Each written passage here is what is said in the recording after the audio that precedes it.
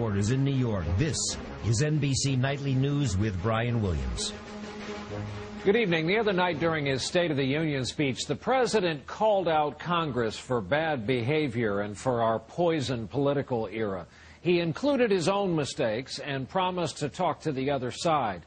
Well, today he went to the other side, a meeting of Republicans, televised live, where he took their questions and defended his own position, and no one who was watching had ever seen anything like it before.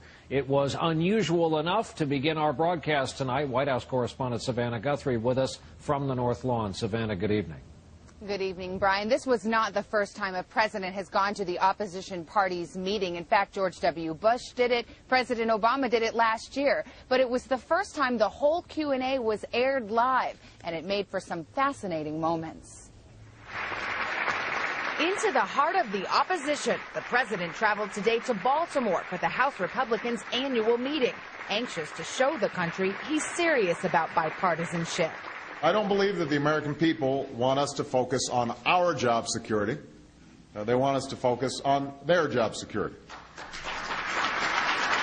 Taking questions from Republican members of Congress for more than an hour. I am not an ideologue. I'm not. The meeting turned into something of a made-for-TV venting for both sides on health care.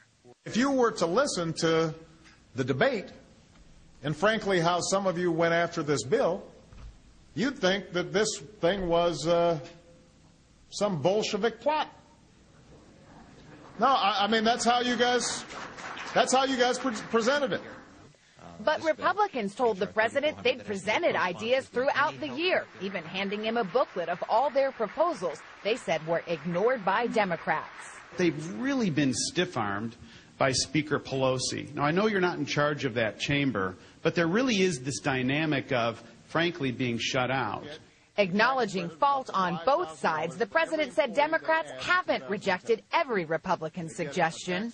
I've read your legislation.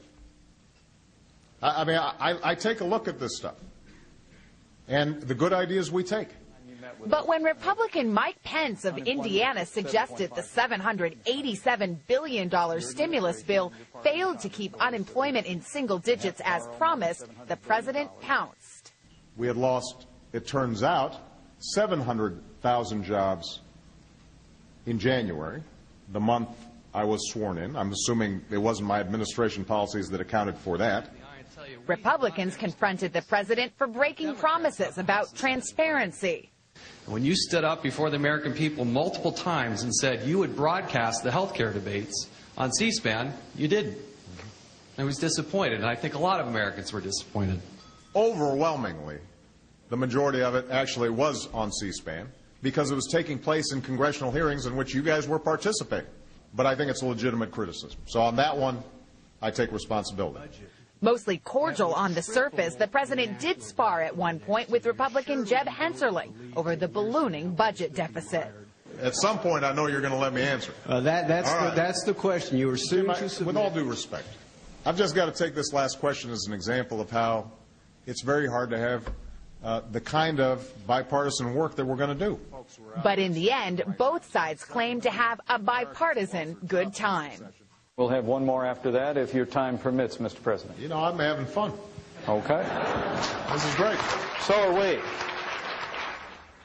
Well, this is an interesting moment in Washington. Polls repeatedly show America is fed up with Washington's ways, so both sides are trying to show it's the other guy's fault for all this partisan gridlock, Brian. Savannah Guthrie starting us off. They're going to take